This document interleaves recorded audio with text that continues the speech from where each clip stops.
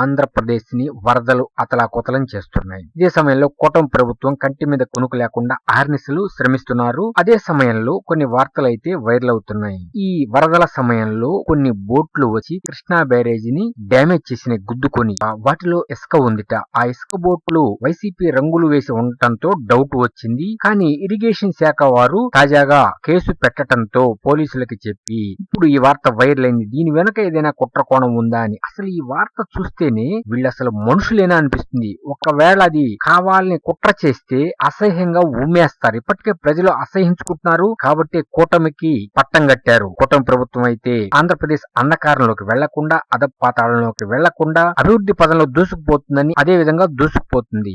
వరదలు వస్తూ ప్రజలు అల్లాడుతుంటే ప్రజల్ని ఏం చేద్దామని, కృష్ణా బ్యారేజీని డ్యామేజ్ చేసి ఏం చేద్దామని, ఎంతమందిని పొట్టను పెట్టుకుందామని అసలు ఈ వార్త వింటేనే అసహ్యంగా ఉందన్నమాట. నిజంగా వీళ్ళు గాని కుట్ర చేస్తే చట్టం ముందు నిలబెట్టి చట్టమే రోడ్డు మీదే వీళ్ళని ఉరి వేయాలని ప్రజలందరూ కోరుకుంటున్నారు. కారణం ఏమిటి అంటే ఒక్కసారి ఆలోచించండి, కృష్ణా బ్యారేజ్ గాని డ్యామేజ్ జరిగితే విజయవాడ మునుగుతుంది, కొన్ని ఊర్లు కొట్టుకుపోతాయి. అటువంటి కుట్ర చేశారంటే అసలు వీళ్ళు మనుషులేనా అని ఇప్పుడు ప్రస్తుతం ప్రజలందరూ ఆలోచిస్తున్నారు. ఇదే విషయం తప్పనిసరిగా కూటమి ప్రభుత్వం ఆ యొక్క కుట్ర ఉంటే వారిని చట్టం ముందు దోషులుగా నిలబెట్టి శిక్షించాలి కఠినంగా అని ప్రజలందరూ కోరుకుంటున్నారు.